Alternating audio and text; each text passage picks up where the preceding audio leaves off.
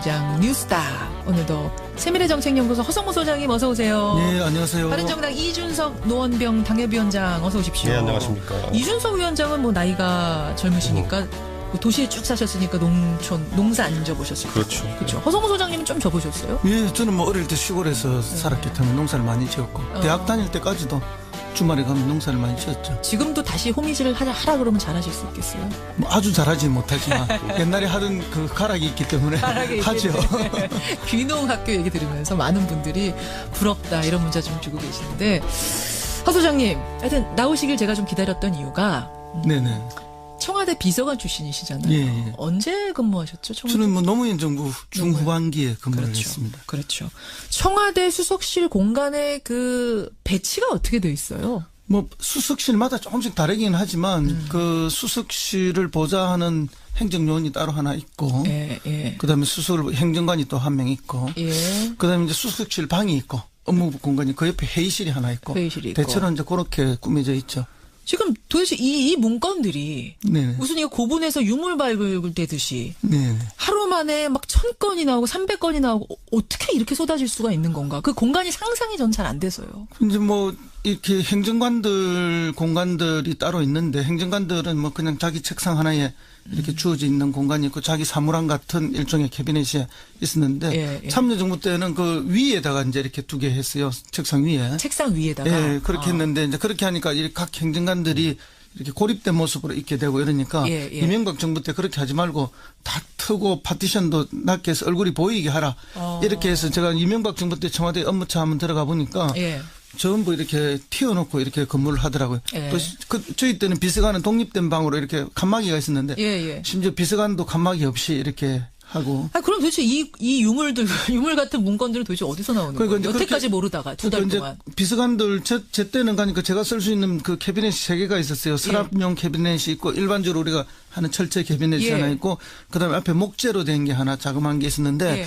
실제 이제 그런 걸 다 뭐 제가 열어보고 그렇지 않습니까? 전임자들이 뒀다고 해서 제가 다 챙겨볼 수도 없는 거고 근데 전임자들이 목재 캐비넷에 들어있는 뭐 정리된 회의 자료란 있었는데 그건 제가 한 번도 제대로 본 적이 없어요. 나올 때도 뭐 건드려 본 적도 없고 업무 인수인계한 때도 뭐 열쇠 하나 딱 주고 받았는데 그렇게 해도 업무가 다 됩니다. 왜냐하면 기존에 있던 행정가들이 다 보고를 하게 되고 예. 지금 앞으로 해야 할 업무 현재 추진 업무 그러니까 전 정권에서 있던 행정요원이 싹 바뀌는 게 아니니까 아닙니다. 혼재해 있으니까. 그렇죠. 지금 정부에도 전 정부에서 있던 행정요원 행정관이 아직도 대다수입니다. 일부 이제 지금 그 빠진 자리에 예. 새로운 행정관들이 들어갔고 부처에서 파견된 행정관들은 지금 교체 중에 있는 이해가 거고. 되네요. 예. 이준석 위원장님. 그러니까 네. 이게 우리가 전 사람이 집에서 빠지고 내가 이제 새 사람으로 이사를 싹 가는 거면 네. 다 뒤집는 거지만 그렇죠. 전에 사람이 한 2명 남아있는데 2명이 들어가는 거면 이게 다 뒤집는 건 아니니까. 그리고 뭐 집 이사할 때는 이제 뭐 사실 우리가 모든 거 진짜 쌀 한 톨도 안 남기고 다 빼가는 게 문화지만은 또 사무실 이사할 때 우리 보면은 그렇지가 보통 뭐 그건 놔두고 온 게 아니라 가져올 걸 뭐 이런 물건들이 조금씩 있거든요. 맞아요. 그런 맥락에서 이해할 수 있을 것 이게 같습니다. 싹 바뀌는 게 아니니까 사람이. 네. 거기가 핵심적이네요. 그러니까 남아있는 게 있을 수 있는 거네요. 예, 그래서 맨 처음에 우리가 이제 민정수석이 임명됐을 때 예. 뭐 인사검증이 제대로 안 된다고 했지만 근데 수석 하나만 들어간 거고 예. 나머지는 원래 있던 사람 그대로 있거나 또 맞아요. 빈자리에는 빈자리가 그대로 남아있는 그런 상황이었죠. 그러네요. 지금 뭐 청취자 김현근님을 위해서 많은 임 외에 많은 분들이 어떻게 그렇게 막 쏟아져 나올 수 있느냐라고 하셨는데 지금 좀 의문이 풀리셨을 것 같아요. 자, 아무쪼록 이 문건들이 국정농단 진실을 밝히는 어떤 단초가 되기를 일조하기를 바라면서 우리 오늘의 뉴스닥 상한가 하한가 들어가 보겠습니다. 먼저. 오늘은 좀 밝고 긍정적으로 상한가부터 가볼까요? 이준석 위원장 상한가 누구 골라오셨어요? 저는 김상조 위원장 골랐습니다. 김상조 공정거래위원장, 허성무 소장님? 예, 저는 그 우원식 더불어민주당 원내대표를 골랐습니다. 원식 원내대표. 먼저 이준석 위원장님. 예. 김상조 공정거래위원장 골라오셨어요? 이게 사실 관심 받는 자리가 그렇게 아니거든요. 공정거래위원장이. 그렇죠. 가끔가다 재벌 이슈 터지면은 거기에 대해서 입장 물어보고 기자들이 그러는 자리인데 이번 정부 들어서 김상조 공정거래위원장 같은 경우에는 사실상 경제민주화적인 요소의 정책들을 주도하는 모양새가 지금 되고 있어요. 맞아요. 오히려 예. 이게 뭐 경제부총리 이런 레벨에서 나오는 것이 아니라 오히려 공정거래위원장이 여러 가지 이슈를 선도하는 느낌인데 이러다 보니까 뭐 사실 이런 하나의 그 국민적인 인기라는 것이 서서히 높아져가는 것이 약간 보이고 그렇더라고요. 그러다 보니까 또 정치권은 또 이러면 또 이제 놓치지 않죠. 내년에 지방선거가 있다 보니까 혹시 지방선거용이 아니냐 또 이렇게 말은 호사가 돼도. 그런 얘기가 나와요? 그러니까 이게 왜 그러냐면요. 그러니까 아주 논리는 간단해요. 그런 말 하시는 분의 논리는. 예. 김상조 위원장이 초등학교까지인가 중학교까지인가를 구미에서 나왔어요. 구미에서. 그런데 지금 뭐 현 정권에서 이 경상북도에서 물론 정치 오래 하시고 열심히 하신 분들은 있겠지만은 이 정도로 인기가 높아져 본 경상북도 출신의 인물이 있었냐 이번 정권에서 뭐 그런 지점에서 그러면 차출해야 되는 거 아니냐? 뭐 따지고 보면 대구만 하더라도 뭐 예를 들어 김부겸 의원이라든지 아니면 뭐 홍일학 의원이라든지 현역 의원을 배출하고 그랬기 때문에 뭐 그분들이 항상 대표 정치인으로 언급됐지만은 김상조 위원장은 지금까지 교수만 하다가 이번에 그렇죠. 공정거래위원장 된지 2달 채 안 됐는데 한 달 이제 살짝 넘었는데 이 상황에서 상당히 인지도가 높아지고 있고 인기가 좋아지고 있다는 것이 지금 관건입니다. 근데 그 점은 제가 전혀 동의할 수가 없는데요. 그런 논리가 나오는 것 자체는 이제 김상조 위원장을 빨리 정부에서 쫓아내고 싶은 사람들의 음모가 들어있다 저는 그렇게 보고. 음모론입니까? 그런 면이 하나가 있고 그다음에 이 사실 뭐 태계 이항 선생이 경북지사로 나온다고 해서 지금 더불어민주당 후보로 나오면 되겠습니까? 대구에서 경북에서 그럴 만큼 지금 아직까지 강국하게 지역주의가 마지막으로 남아 있는 곳인데 이제 그런 이야기를 자꾸 하는 것 자체는 구미하면은 지금 박정희 우표 만드는 추진했던 그곳이잖아요. 뭐 저는 뭐 우표 추진하는 게 뭐 반드시 나쁘다 그런 이야기는 아닙니다. 왜냐하면 그렇게 하고 싶은 사람들도 있고 그게 뭐 다양하죠. 우리가 받아줄 수도 있는데 그러면 대신에 나중에 김대중 대통령 100주년 때도 그분들이 역으로 받아줘야 되는 거예요. 그런데 그분들은 받아주지 않으면서 이건 하겠다 이렇게 되면은 그거는 이제 지나치게 이제 한쪽으로 편향되기 때문에 좀 문제라 생각하고요. 어쨌든 이제 김상조 위원장을 상한가로 하신 거는 뭐 전적으로 동의하는데 이제 그렇기 때문에 뭐 경북지사로 나가야 된다 이런 논리가 시중에 나오는 거는 이분을 빨리 쫓아내고 싶은 사람들이 음모론의 한 표. 저는 그리 봅니다. 이준석 위원장도 그렇게 생각하세요? 저는 근데 이제 긍정적으로 보자면요. 아마 그 실제 대구 경북 지역에서 오랫동안 민주당 지지하셨고 지금까지 한 30년 동안 이겨본 선거가 없는 거잖아요. 그렇죠. 그쪽 지역의 당원들이나 이런 분들 입장에서는 꼭 김상조 위원장을 특정하지 않더라도 이번엔 지방선거 해볼 만하다 하고 이런 어떤 거물급 인사의 출마를 바라는 여론도 분명히 있을 겁니다. 그리고 지금 민주당의 어쨌든 지지도가 전례 없이 지금 이제 대구 경북 지역에 높기 때문에 아마 이번이 기회다 이렇게 보는 분들이 있을 거기 때문에 뭐 물론 아까 허성모 선생님 말씀하신 대로 이렇게 되면 이제 정부에서 빠져야 되는 거기 때문에 그걸 또 싫어하는 분들이 꽤 있겠지만은 그래도 이 말은 계속 불지피기 성격으로 나올 것 같습니다. 근데 그렇게 빼면 안 되는 거잖아요. 이거는 뭐 전혀 아니고요. 지금 뭐 그 이분 아니라도 경북지사 나갈 분은 얼마든지 찾아서 내보낼 수 있는 건데. 근데 지금은 이렇지만 나중에 이제 급해지면 지방선거 앞두고는요 총력전 하자는 얘기 나오고 예전에도 박근혜 정부 때도 그래서 보면 2014년 지방선거에 지금 보면 당선된 광역단체장 중에 상당수를 국회의원을 차출해서 냈거든요. 맞아요. 그 뭐냐면 남경필, 원희룡 뭐 다 이렇게 차출했거든요. 김기현 그렇게 해야지 이제 이길 수 있다는 절박함이 생기면은 실제로 그렇게 합니다 또. 자, 요건 두고 보겠습니다. 내년 선거 어떻게 되는지 한번 두고 보고 여하튼 공정거래위원장 김상조 위원장 상당히 인기 많다는 거 상한가라는 것만은 두 분 다 동의하시는 거죠. 그렇죠. 허성무 소장님 상한가. 아까 누구 주신다 그러셨죠? 우원식 원내대표. 우원식 민주당 원내대표. 진짜 상한가 줄만해요. 그렇습니다. 지금 5당 체제 다시 말해서 뭐 여소 야대 아닙니까? 집권당인 더불어민주당이 아주 이제 적은 뭐 1당이긴 하지만 적은 당이 되어버렸는데 혼자서 할 수 있는 일이 아무것도 없습니다. 맞아요. 그래서 다른 야당의 끊임없는 도움 협조를 요청해야만 되는데 그 일이 결코 쉬운 일이 아니죠. 심지어 그냥도 쉽지 않았었는데 국민의당 사태 벌어지면서는 꽉 막혔었잖아요. 그렇죠. 진짜. 바로 그런 겁니다. 그래서 이제 본인도 중간에 눈물까지 한 번씩 흘리면서 뭐 일을 했는데 이분이 사실은 이제 뭐 그 이전에 뭐 야당으로 있을 때 을지로위원회 위원장을 했어요. 그래서 세상의 모든 을들의 눈물을 닦아주겠다. 그래서 뭐 그렇네요. 갑과의 전면전에 맨 앞에 서서 많이 싸웠죠. 그 엄청난 그 고통과 뭐 이런 게 따르는 일이지만 그걸 잘 추진해냈는데 여당 원내대표로서 잘할까 이런 걱정을 했는데 아주 잘했다 저는 생각합니다. 청와대에도 할 말은 다 하고 또 전략상으로 요구할 건 명백하게 요구하면서 청와대에 가서 하루만 더 기회 주십시오. 지금 저 임명하면 안 됩니다. 기다려주세요. 스탑 해놓고. 그렇죠. 그리고 이제 뭐 또 설득하고 또 그 어떤 대안을 만들어서 다시 청와대를 설득하고 이렇게 해서 조정해내는 역할을 했기 때문에 여당 원내대표로서의 뭐 충분한 자질을 보여준 것이 아닌가. 그러다 보니까 이제 과거 야당 때는 문제 제기자의 역할을 많이 했는데 여당이 됨으로써 문제 해결자의 능력을 제대로 보여주고 있는 사람이다. 그래서 저는 상한가를 드리고 그런 면에서는 우리 추미애 대표님하고 약간 대비되는 그런 면도 있었다. 자, 이야기가 자연스럽게 하한가로 넘어갑니다. 제가 아까 하한가 두 분 써오신 거를 좀 보니까 하한가 이름에 추미애 대표 골라오신 분이 누구세요? 저죠. 이준석 위원장. 그러니까 지금 추미애 대표를 하한가까지 줄 정도라고 생각하세요? 지금요, 그러니까 추미애 대표를 거꾸로 상한가라 생각하시는 청취자분들 많을 거예요. 네, 그런데 예. 그거는 그렇게 말씀하실 분들은 거의 다 이제 더불어민주당의 강성 지지자들이 위주로 당원들 이제 중에. 그렇게 예. 되어 있는 걸 텐데 이게 뭐냐면요, 당 대표가 그러니까 대통령이 뭔가 추진하는 데 있어가지고 당 대표가 특별히 뭐 이런 대통령 협조해달라고 한 사안이 아닌 거에 대해 가지고 너무 치고 나가면은 그건 청와대와의 관계가 오히려 틀어지는 계기가 됩니다. 지금 국민의당에 대해서 강성 발언했던 거 그 부분 지적하시는 거예요. 그렇죠. 뭐 이제 당원들 입장에서야 우리가 하고 싶은 말 대신해줬다라고 생각할 수도 시원하다. 있겠지만은 이게 선을 넘기면은 뭐 이게 사실 시원하다는 게 우리 목욕탕에 들어가지고 뜨거운 데 들어가고 시원하다 이러는 게 사실 피부 감각으로 따지면 통각이거든요. 아픈 감각이거든요, 이게. 예. 굉장히 아픈 통각으로 시원하다고 그냥 시원해서 이제 하는 건데 예. 다른 사람들은 굉장히 이걸 지금 아프게 생각하는 분들이 있습니다. 그렇기 때문에 이게 과연 여당의 이제 확장성에 있어가지고 장애 요소가 될 가능성이 농후하기 때문에 그런 의미에서. 이건 좀 위험합니다, 이게. 그런 의미에서. 그리고 지난번에 그 얘기 하셨어요, 두 분이. 그러니까 추미애 대표의 이 발언을 청와대와 어떤 교감이 있었던 것이냐, 머리 자르기 발언, 이런 게 있었을 것이냐 아니냐, 두 분 다 교감 없었을 거다. 네, 그렇게 말했죠. 두 분이 다 네. 말씀하셨는데. 저는 뭐 지금도 그 이야기가 맞다고 생각하고요.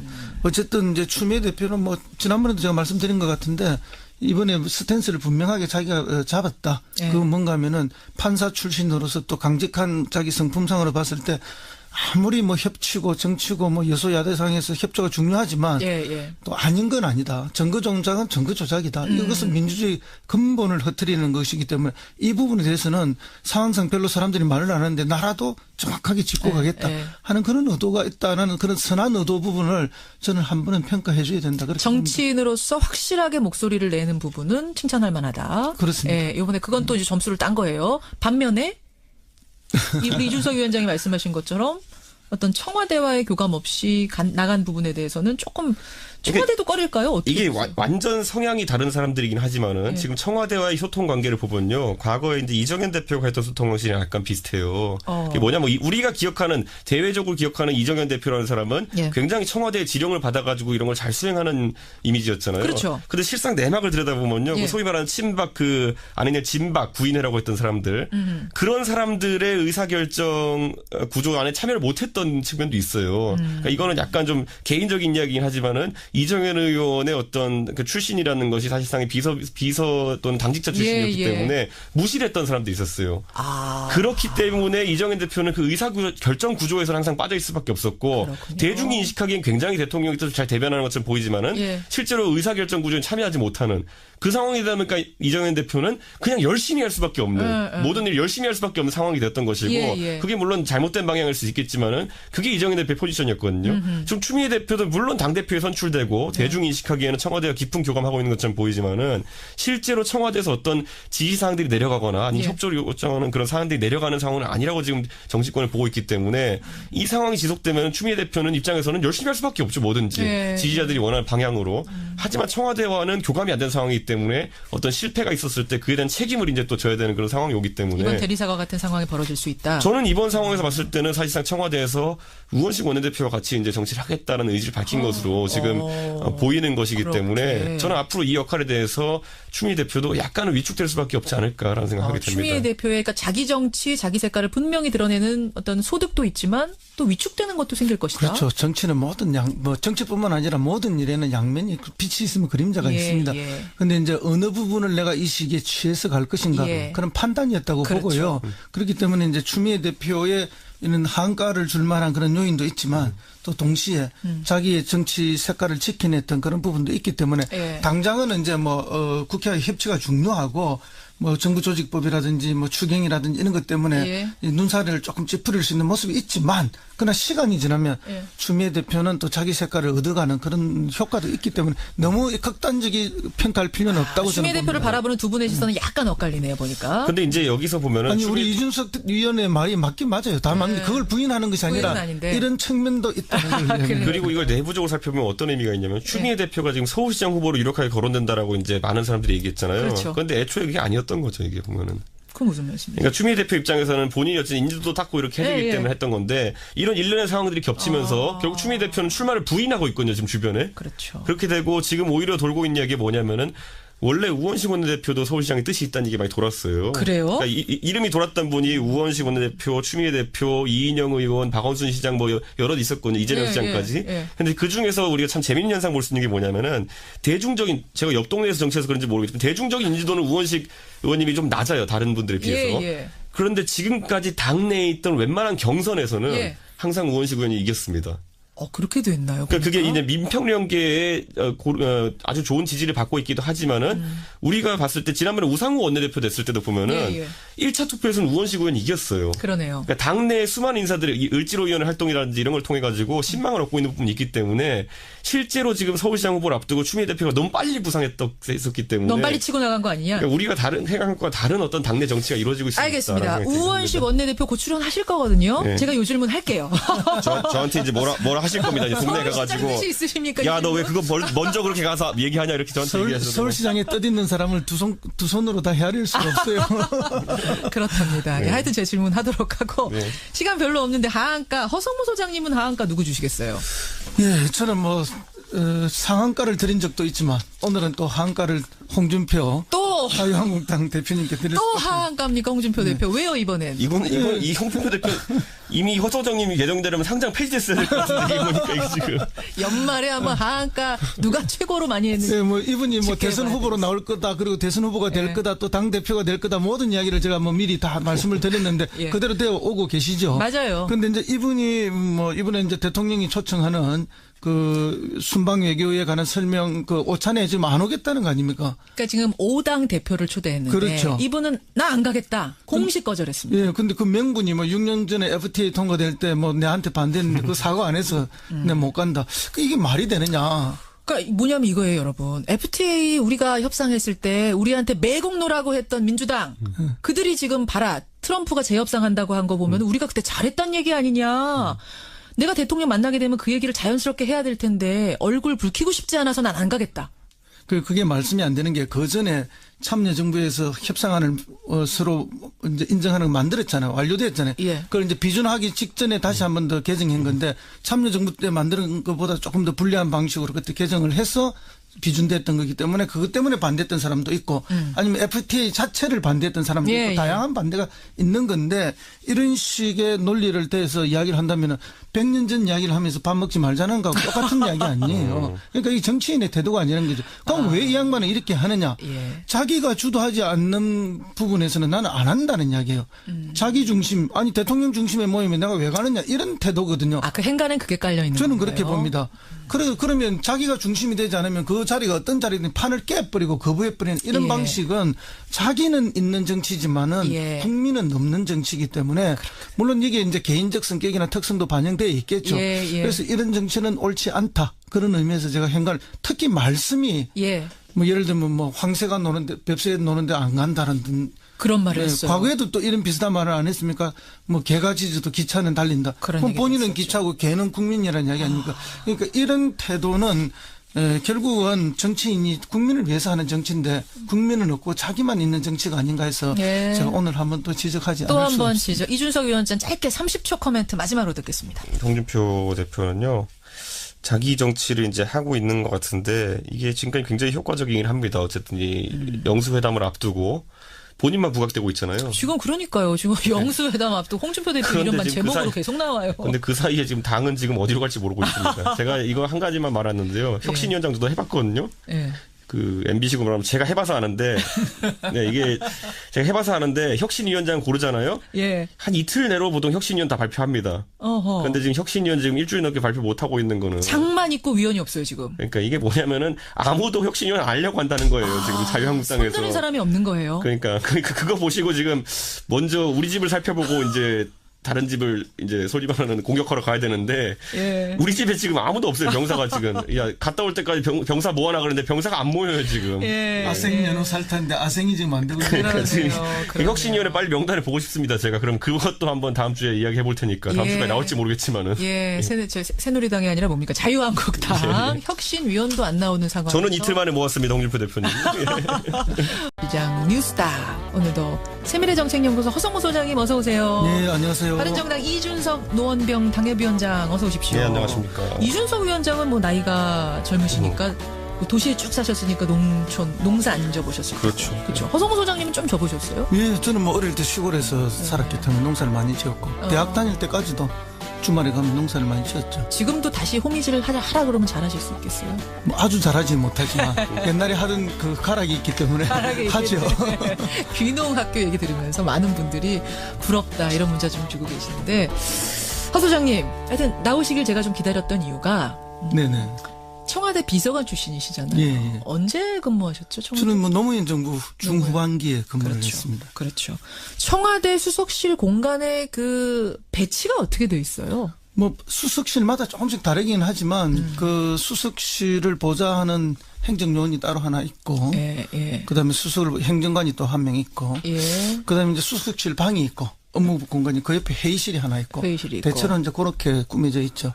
지금 도대체 이 문건들이 네네. 무슨 이거 고분에서 유물 발굴되듯이 네. 하루 만에 막 1000건이 나오고 300건이 나오고 어떻게 이렇게 쏟아질 수가 있는 건가? 그 공간이 상상이 전 잘 안 돼서요. 이제 뭐 이렇게 행정관들 공간들이 따로 있는데 행정관들은 뭐 그냥 자기 책상 하나에 이렇게 주어져 있는 공간이 있고 자기 사무랑 같은 일종의 캐비넷이 있었는데 예, 예. 참여정부 때는 그 위에다가 이제 이렇게 두게 했어요. 책상 위에. 책상 위에다가. 예, 그렇게 했는데 이제 그렇게 하니까 이렇게 각 행정관들이 이렇게 고립된 모습으로 있게 되고 이러니까 예, 예. 이명박 정부 때 그렇게 하지 말고 다 트고 파티션도 낮게 해서 얼굴이 보이게 하라.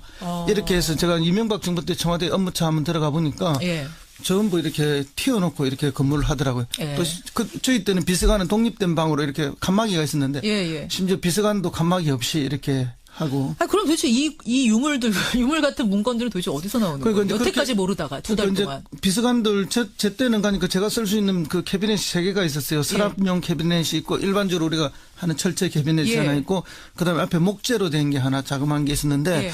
실제 이제 그런 걸 다 뭐 제가 열어보고 그렇지 않습니까? 전임자들이 뒀다고 해서 제가 다 챙겨볼 수도 없는 거고 이제 전임자들이 목재 캐비넷에 들어있는 뭐 정리된 회의 자료란 있었는데 그건 제가 한 번도 제대로 본 적이 없어요. 나올 때도 뭐 건드려 본 적도 없고 업무 인수인계한 때도 뭐 열쇠 하나 딱 주고 받았는데 그렇게 해도 업무가 다 됩니다. 왜냐하면 기존에 있던 행정가들이 다 보고를 하게 되고 예. 지금 앞으로 해야 할 업무 현재 추진 하기는 업무 기존 그러니까 전 정권에서 있던 행정요원이 싹 바뀌는 게 아니니까 아닙니다. 혼재해 있으니까. 그렇죠. 지금 정부에도 전 정부에서 있던 행정요원 행정관이 아직도 대다수입니다.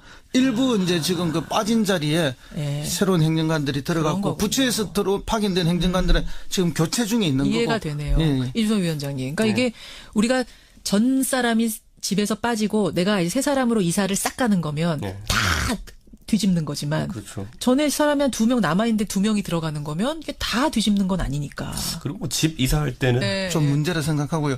어쨌든 이제 김상조 위원장을 상한가로 하신 거는 뭐 전적으로 동의하는데 네. 이제 그렇기 때문에 뭐 경북지사로 나가야 된다 이런 논리가 시중에 나오는 거는 이분을 빨리 쫓아내고 싶은 사람들이 음모론의 한 표. 음모다. 저는 그리 봅니다. 이준석 위원장도 그렇게 생각하세요? 저는 근데 이제 긍정적으로 보자면요. 아마 그 실제 대구 경북 지역에서 오랫동안 민주당 지지하셨고 지금까지 한 30년 동안 이겨본 선거가 없는 거잖아요. 그렇죠. 그쪽 지역의 당원들이나 이런 분들 입장에서는 꼭 김상조 위원장을 특정하지 않더라도 아 이번엔 지방선거 해볼 만하다 하고 이런 어떤 거물급 인사의 출마를 바라는 여론도 분명히 있을 겁니다. 있을 수는 그리고 있죠. 지금 민주당의 어쨌든 지지도가 전례 없이 지금 이제 대구 경북 지역에 높기 때문에 예, 아마 이번이 예. 기회다 이렇게 보는 분들이 있을 거기 때문에 예. 뭐 물론 아까 허성모 선생님 말씀하신 대로 이렇게 되면 이제 정부에서 빠져야 되는 거기 때문에 그걸 또 싫어하는 분들이 꽤 있겠지만은 그래도 이 말은 계속 불지피기 성격으로 나올 것 같습니다. 근데 그렇게 빼면 안 되는 거잖아요.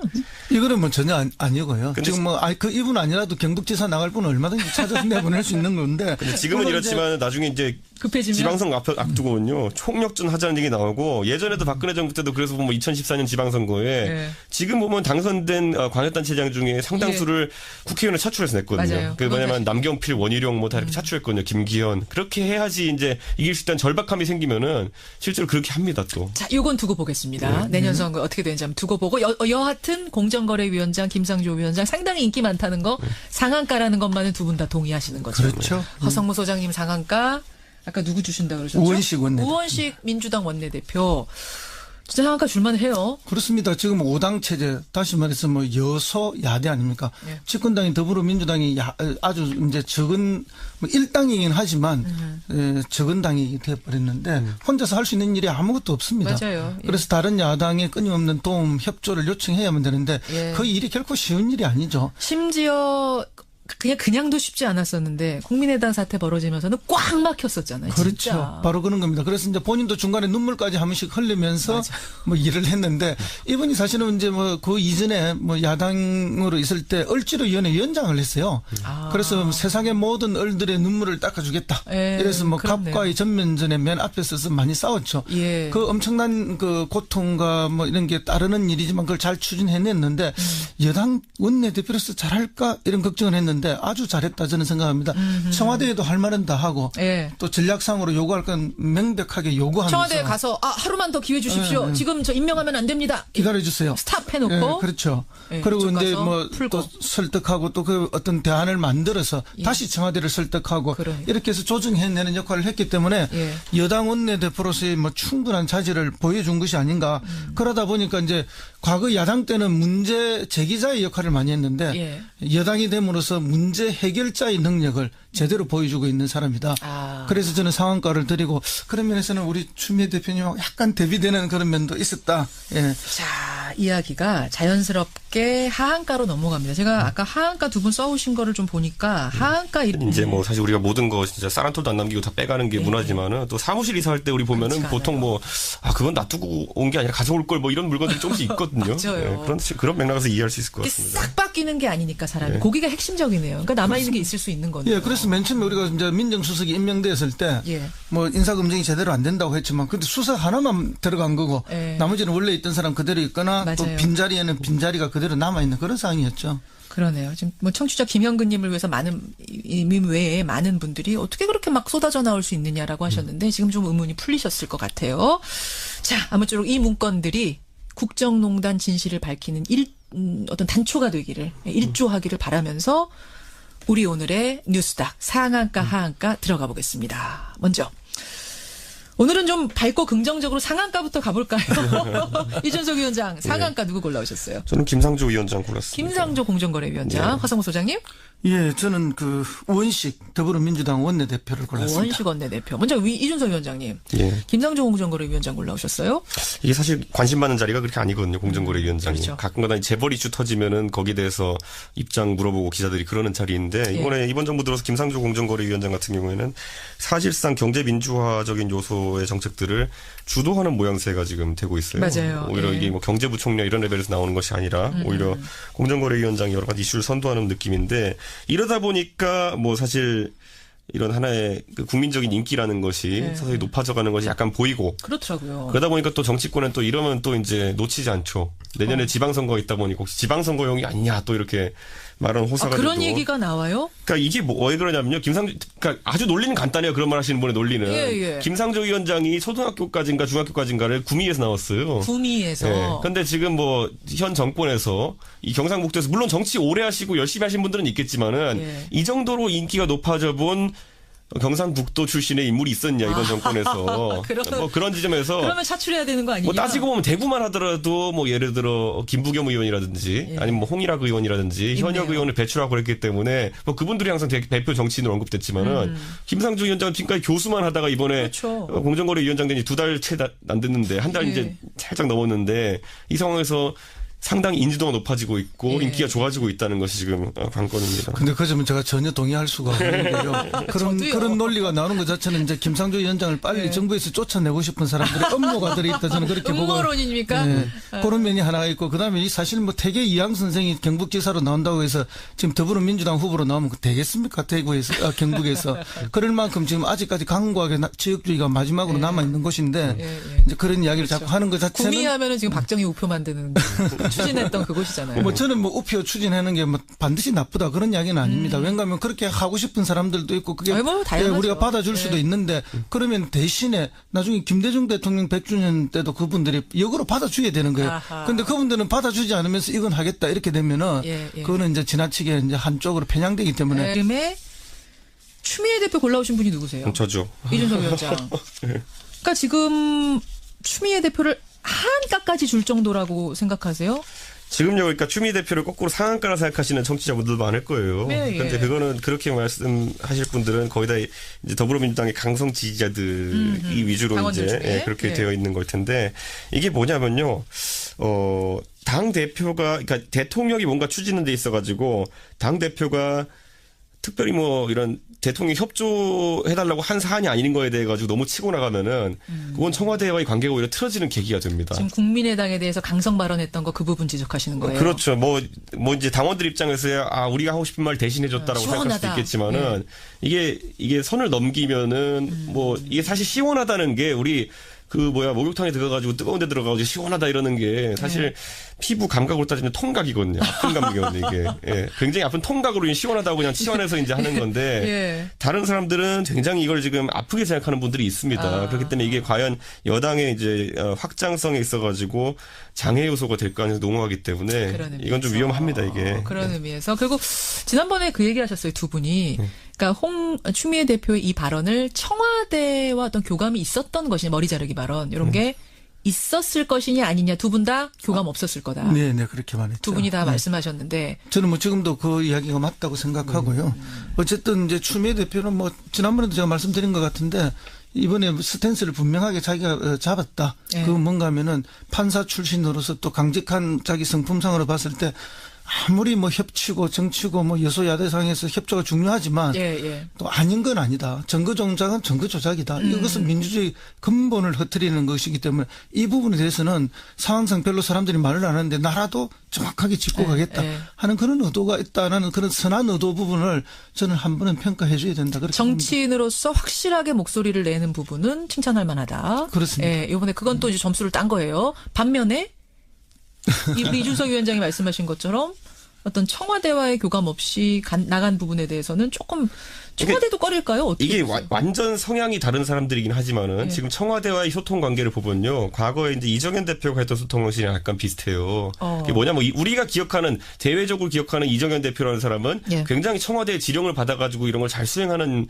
이미지였잖아요. 그렇죠. 근데 실상 내막을 들여다보면요. 그 소위 말하는 친박 아니면 진박 부인회라고 했던 사람들 그런 사람들의 의사결정 구조 안에 참여를 못했던 측면도 있어요. 그러니까 이거는 약간 좀 개인적인 이야기긴 하지만은 이정현 의원의 어떤 그 출신이라는 것이 사실상의 비서 또는 당직자 출신이었기 때문에 무시를 했던 사람도 있었어요. 그렇기 때문에 이정현 대표는 그 의사결정 구조에서 항상 빠져 있을 수밖에 없었고 그렇군요. 대중이 인식하기엔 굉장히 대통령이 또 잘 대변하는 것처럼 보이지만은 실제로 의사결정 구조에 참여하지 못하는 그 상황이다 보니까 이정현 대표는 그냥 열심히 할 수밖에 없는 모든 일을 열심히 할 수밖에 없는 상황이 됐던 것이고 그게 물론 잘못된 방향일 수 있겠지만은 그게 이정현 대표의 포지션이었거든요. 지금 추미애 대표도 물론 당대표에 선출되고 대중이 인식하기에는 청와대와 깊은 교감하고 있는 것처럼 보이지만은 실제로 청와대에서 어떤 지시사항들이 내려가거나 아니면 협조를 요청하는 그런 사항들이 내려가는 상황은 아니라고 지금 정치권을 보고 있기 때문에 이 상황이 지속되면 추미애 대표는 입장에서는 열심히 할 수밖에 없죠. 뭐든지 지지자들이 원하는 방향으로. 하지만 청와대와는 교감이 안 된 상황이기 때문에 어떤 실패가 있었을 때 그에 대한 책임을 이제 또 져야 되는 그런 상황이 오기 때문에 이번 대리사과 같은 상황이 벌어질 수 있다. 저는 이번 상황에서 봤을 때는 사실상 청와대에서 우원식 원내대표와 같이 이제 정치를 하겠다는 의지를 밝힌 것으로 지금 보이는 것이기 때문에 저는 앞으로 이 역할에 대해서 추미애 대표도 약간은 위축될 수밖에 없지 않을까라는 생각하게 됩니다. 추미애 대표의 그러니까 자기 정치, 자기 색깔을 분명히 드러내는 어떤 소득도 있지만 또 위축되는 것도 생길 것이다. 그렇죠. 정치는 모든 정치뿐만 아니라 모든 일에는 양면이 빛이 있으면 그림자가 있습니다. 그런데 이제 어느 부분을 내가 이 시기에 취해서 갈 것인가 그런 판단이었다고 보고요. 그렇기 때문에 이제 추미애 대표의 이는 한가를 줄 만한 그런 요인도 있지만 또 동시에 자기의 정치 색깔을 지켜냈던 그런 부분도 있기 때문에 당장은 이제 국회와 협치가 중요하고 정부조직법이라든지 추경이라든지 이런 것 때문에 이 눈살을 조금 찌푸릴 수 있는 모습이 있지만 그러나 시간이 지나면 추미애 대표는 또 자기 색깔을 얻어가는 그런 효과도 있기 때문에 너무 극단적인 평가할 필요는 없다고 추미애 저는 대표를 봅니다. 바라보는 두 분의 시선은 약간 엇갈리네요, 보니까. 근데 이제 여기서 보면은 아니 우리 이준석 위원의 말이 맞긴 맞아요. 다만 그걸 부인하는 것이 아니라 이런 측면도 있다는 거예요. 그리고 이걸 내부적으로 살펴보면 어떤 의미가 있냐면 추미애 대표가 지금 서울시장 후보로 유력하게 거론된다라고 이제 많은 사람들이 얘기했잖아요. 그렇죠. 그런데 애초에 그게 아니었던 거죠, 이게 보면은. 그 무슨 말씀이에요? 그러니까 추미애 대표 입장에서는 본인이 어쨌든 인지도도 닦고 이렇게 해주기 때문에 했던 건데 이런 일련의 상황들이 겹치면서 결국 추미애 대표는 출마를 부인하고 있거든요, 지금 주변에. 그렇죠. 그렇게 되고 지금 오히려 돌고 있는 이야기가 뭐냐면은 원래 우원식 원내대표도 서울시장에 뜻이 있다는 얘기 많이 돌았어요. 그래요? 그러니까 이름이 돌았던 분이 우원식 원내대표, 추미애 대표, 이인영 의원, 박원순 시장 여럿 있었거든요. 이재명 시장까지. 근데 그 중에서 우리가 참 재밌는 현상 볼 수 있는 게 뭐냐면은 대중적인 제가 옆 동네에서 정치해서 그런지 모르겠지만 대중적인 인지도는 우원식 의원님이 좀 낮아요. 다른 분들에 비해서. 그런데 지금까지 당내에 있던 웬만한 경선에서는 항상 우원식 의원이 이겼습니다. 그렇게 됐나요? 그러니까 그게 이제 민평연계에 아주 좋은 지지를 받고 있기도 하지만은 우리가 봤을 때 지난번에 우상호 원내대표 됐을 때도 보면은 예. 1차 투표에서는 우원식 의원이 이겼어요. 그러네요. 그러니까 당내 수많은 인사들이 이 을지로위원회 활동이라든지 이런 걸 통해 가지고 신망을 얻고 있는 부분이 있기 때문에 실제로 지금 서울시장 후보를 앞두고 추미애 대표가 너무 빨리 부상했었기 때문에 너무 빨리 치고 나간 거 아니냐? 그러니까 우리가 생각한 것과 다른 어떤 당내 정치가 이루어지고 있습니다. 알겠습니다. 우원식 원내대표 곧 출연하실 거거든요. 네. 제가 요 질문 할게요. 저한테 이제 뭐라 하실 겁니다. 이제 동네 가가지고 뜻이 있으십니까? 야 너 왜 그거 먼저 그렇게 가서 얘기하냐 이렇게 저한테 얘기하셔서 서울시장에 뜻있는 사람을 두 손으로 다 헤아릴 수가 없어요. 그렇답니다. 네. 예, 하여튼 제 질문 하도록 하고 네. 시간 별로 없는데 하한가 허성무 소장님은 하한가 누구 주시겠어요? 예, 저는 상한가를 드린 적도 있지만 오늘은 또 하한가를 홍준표 또 자유한국당 대표님께 드릴 또 수 있습니다. 하한가입니까 홍준표 대표? 왜요 이번엔? 이건 이 홍준표 대표 이미 허소정님이 개정되려면 상장 폐지됐어야 될 것 같은데.